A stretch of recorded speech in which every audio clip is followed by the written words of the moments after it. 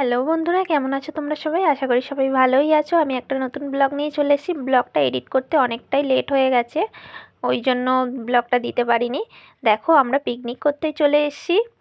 আর এখানে কি সুন্দর নদীটা দেখো, অসাধারণ লাগছে দেখতে, দারুণ। আর এদিকে আমরা সবাই মিলে চলে এসেছিলাম পিকনিক করতে। সবাই মিলে বলতে আমি, তোমাদের দাদা আর আমার ছেলে মিলে কম্পিউটারের ক্লাস থেকেই এসেছিলাম পিকনিকের।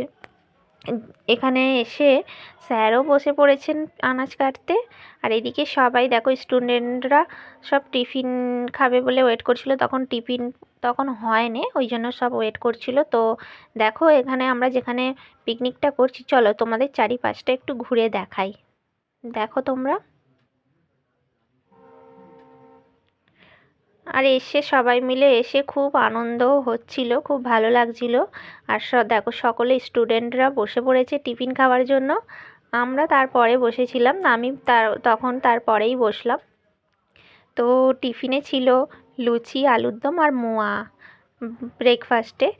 আর দুপুরের মেনু ছিল রাইস, চিলি চিকেন, চাটনি, পাঁপড়, মিষ্টি, এইসব ছিল।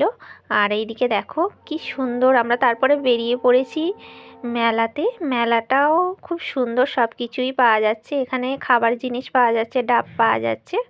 তো এখানে দেখো এত সুন্দর কপির চাষ হচ্ছে, খুব সুন্দরই লাগছিল। আর এদিকে ইনি চাষ করছেন এখানে, এই দৃশ্যটাও দেখতে অসাধারণ লাগছে।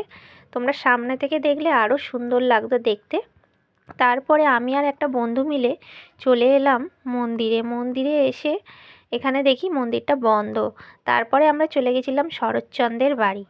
তো ওখানেও দেখছি গেট বন্ধ। আমরা 12:30টার আগে পৌঁছেছি, বললো 12:30 নাগাদ খুলবে। তখন ওয়েট করছিলাম। তো এখানে দেখো বাইরে পান বিক্রি হচ্ছে, তোমরা যদি পান খেতে চাও এখান থেকে খেয়ে নিও। আর এইদিকে আমরা ওয়েট করছিলাম, অনেকজনই বাইরে ওয়েট করছিল, সব দাঁড়িয়ে ছিল। তারপরে গেটটা খুললো, তো আমরা ভেতরে ঢুকে পড়েছি। দেখো কি সুন্দর, বাগান বাড়িটা খুব সুন্দর। আর এই দিকটা দেখো, দালানটাও দারুণ, খুব সুন্দর লাগছে। শরৎচন্দ্রের এইটা হচ্ছে দালান। আর ভেতরটায় চলো একটু দেখাই তোমাদেরকে।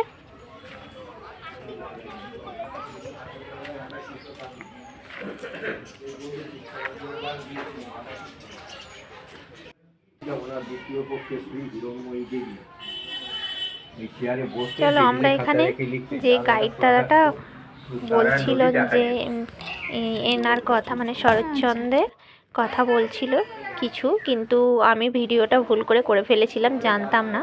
তো আমাকে বলল যে ভিডিও করা যায় না এখানে। তো আমি ভিডিও আর করলাম না, বললো স্টিল ফটো নিতে, তো ফটোই তুলেছিলাম। তারপরে আমরা চারিপাশটা ঘুরে দেখছিলাম।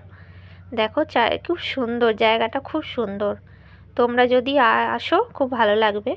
আর এদিকে দেখো, এখান থেকে সিঁড়ি থেকে আমরা উঠে যাচ্ছিলাম, ওপরটাও দেখতে যাচ্ছিলাম যে কি আছে, চলো একটু দেখে নিই। আর দেখো, এদিকে আমি ওপর থেকেই একটু ভিডিও শ্যুটও করে নিচ্ছিলাম, যে ফটো তুলছিলাম ওখানটা দাঁড়িয়ে, বেশ ভালো লাগছিল বলে। আর এইদিকে আর এখান থেকে আমি ওপর থেকেই বাগান বাড়িটা দেখবো, এখান থেকেও দেখতে দারুণ লাগবে। আর বন্ধুটাকে বলছিলাম ভিডিও করে দাও একটু, ও আমার ভিডিওটা করে দিচ্ছিল। দেখো, এখান থেকেও দেখতে খুব সুন্দরই লাগছিল বাগান বাড়িটা। ওপর থেকে আরও সুন্দর লাগছিল, নিচেতে যতটা সুন্দর না, ওপর থেকে আরও সুন্দর লাগছে। চলো দেখো তোমরা।